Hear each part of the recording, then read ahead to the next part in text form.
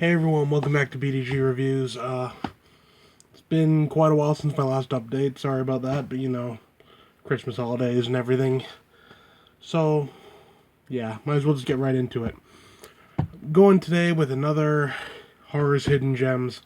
This was actually one of the first videos I ever did, so now that it seemed about time to do another one, so here we go. I'm gonna just list off some hidden gems of the horror genre. No real, I'm not doing this really by number or anything, so it's just all kind of random. They're just stuff that I feel people either don't know enough about or they've just been forgotten, So, and that's actually what some of this is. Some of this is, these ones are more well known flicks, but they've just been forgotten over time and people forgot how good they were, so we'll get right to it. First up, Phantom of the Opera, starring Robert Englund. This was a 1989 Scream Factory release. A really solid flick. Um, Robert Englund's gone on record saying it's one of his favorites that he's done, and I can see why. It's a fun movie. The effects are top notch, and it just honestly it doesn't get the love it deserves. It's just a really solid flick. Um, gonna give it a 8 out of 10. Pretty damn good to say the least. So give it a shot. Okay, next one again. Most people have heard of this movie. Most people have seen it, but I think a lot of time people forget about it. That's Henry, Portrait of a Serial Killer. This particular release is a Dark Sky Films release. I don't even know what to say. It's creepy. Not like creepy like ghosts creepy, but creepy like, this is like the look inside the mind of a serial killer, like what it's like. So it's kind of twisted and stuff. I'm gonna give it a 7 out of 10. Give it a shot. It's really good, and you can find this pretty cheap nowadays. So go for it. Next up, Stir of Echoes. I've always liked this movie. A lot of people consider it kind of like the poor man's Sixth Sense, and I actually find it to be a superior movie to The Sixth Sense. It doesn't have that annoying kid in it for one. So, 8 out of 10.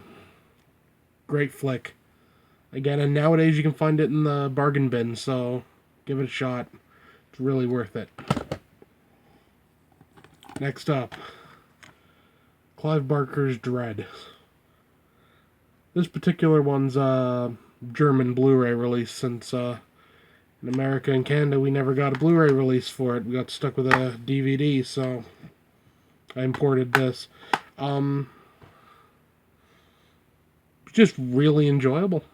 I really dug it. I mean, I've been a big Clive Barker fan for years, and it's just a fun flick. Again, 8 out of 10.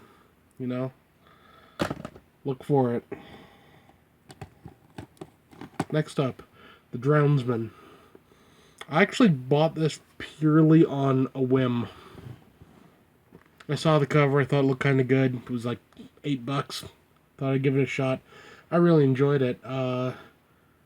Ghost slash serial killer flick. It's actually kind of interesting. It was pretty fun. So give it a shot. 7 out of 10. It's worth checking out. Next up, Tucker and Dale versus Evil. Some people would argue it's more of a comedy flick than a horror flick, and that is true. But there's some great gore in it, some genuinely funny laughs. 8 out of 10. It's a great flick. Give it a shot. Yeah. Next up, Wolf Cop. Another movie, I saw a trailer for it, and then I kind of bought it on a whim. And I really enjoyed it. It was really fun. It was another movie that its heart's in the right place, you know? And just check out a trailer for it. If you're even slightly interested in it, pick it up. It's fun. Really fun. 7 out of 10. Next up, Offspring. This is based on the Jack Ketchum novel. I'll just say this right off the bat.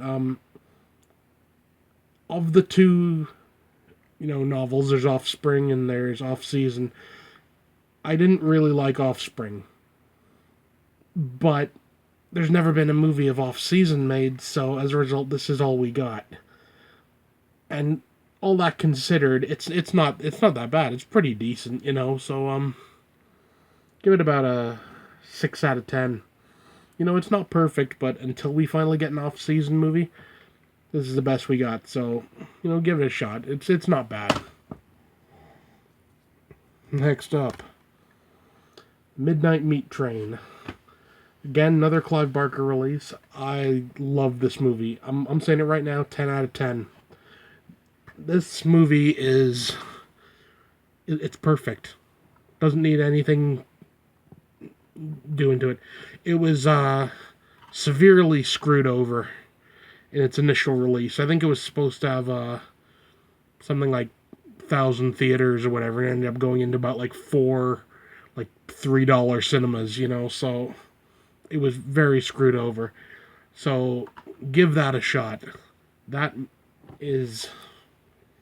This is what horror should be. In a time of remakes and everything, you got something a bit different. Great flick. Next up, Seventh Moon. This is directed by Eduardo Sanchez from the Blair Witch Project.